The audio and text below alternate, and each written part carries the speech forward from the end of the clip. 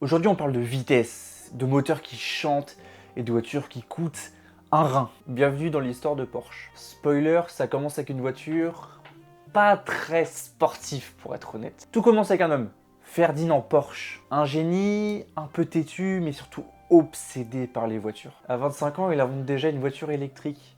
À 25 ans, en 1900, Tesla n'était même pas une idée. Il bosse pour plusieurs marques. Il devient célèbre, mais il veut mieux. Il veut sa voiture parfaite. Dans les années 30, l'Allemagne veut une voiture accessible. Et qui appelle-t-on ? Porsche, bien évidemment. Résultat, la Volkswagen Beetle, la fameuse coccinelle, simple, fiable et mignonne. Bon, pas très sportive, mais ça paye les factures. En 1948, le fils, Ferry Porsche, reprend les flambeaux. Et là, il dit une phrase mythique. « Je n'ai pas trouvé la voiture de mes rêves, alors je l'ai construite. » Insolence. Et là, naissance de la Porsche 356, la toute première Porsche, petite, légère et rapide. Et surtout fun. En 1964, une voiture va tout changer, la Porsche 911. Son design, toujours le même depuis 60 ans. Ses fans, un peu comme moi, un peu obsessionnels. Moteur à l'arrière, comportement parfois capricieux. Mais quand tu la maîtrises, c'est magique. Porsche ne fait pas que des voitures. Ils veulent aussi gagner. Ils veulent beaucoup gagner. Ils dominent les courses, mais surtout une. Les 24 heures du Mans.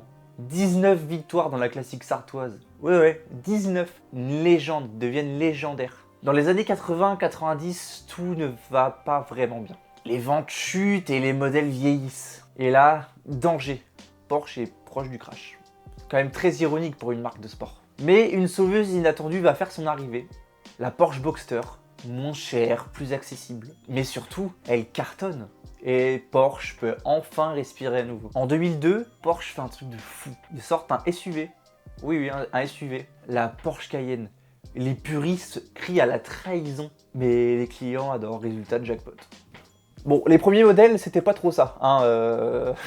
Tu mettais un plein d'essence, tu mettais un bidon d'huile. Et c'était aussi signe de... Les maladies, c'était le joint de culasse, beaucoup. Mais grâce à ça... Porsche arrive à s'enrichir et devient très riche. Aujourd'hui, Porsche fait tout. Des sportifs, des berlines, des SUV et même de l'électrique, comme la Porsche Taycan. Silencieuse, mais très violente. Le 0 à 100 ? Trop vite, beaucoup trop vite. Pourquoi Porsche est unique ? Porsche, c'est un mélange bizarre.